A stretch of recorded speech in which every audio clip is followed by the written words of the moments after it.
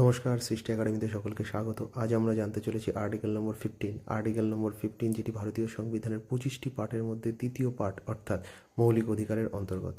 এই আর্টিকেল থেকে আমরা জানতে পারি রাষ্ট্র কোনো নাগরিকের বিরুদ্ধে বৈষম্য করতে পারবে না। অর্থাৎ এই আর্টিকেলের ওপরে ভিত্তি করে 5 রকম ধরনের কথা বলা রয়েছে। প্রথমে বলা হচ্ছে ধর্ম, অর্থাৎ হিন্দু গোষ্ঠীর লোক কোনো মুসলিম গোষ্ঠীকে লাঞ্ছনা বা কোনো মুসলিম সম্প্রদায়ের লোক কোনো হিন্দু গোষ্ঠীকে লাঞ্ছনা বা অপমান কিছুই করতে পারবে না। অর্থাৎ এক ধর্মের লোক অন্য কোনো ধর্মের ওপর কোনো রকমভাবে আঘাত আনতে পারবে না।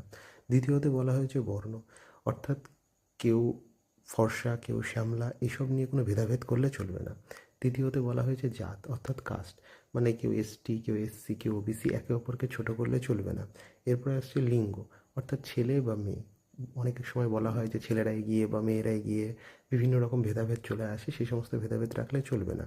এছাড়া আসছে জন্মস্থান, কেউ অনেকে অনেক সময় গর্ববোধ করে বিভিন্ন স্থানে জন্মগ্রহণ করেছে বলে, তো এইরকম বিভিন্ন রকম ভেদাভেদ চলবে না। যে যেখানেই জন্মগ্রহণ করুক না কেন সবাই ভারতবর্ষেরই অংশ। প্রত্যেকটা জন্মস্থান ভারতবর্ষের অন্তর্গত এরিয়া হলে সেটা ভারতবর্ষেরই অংশ হবে।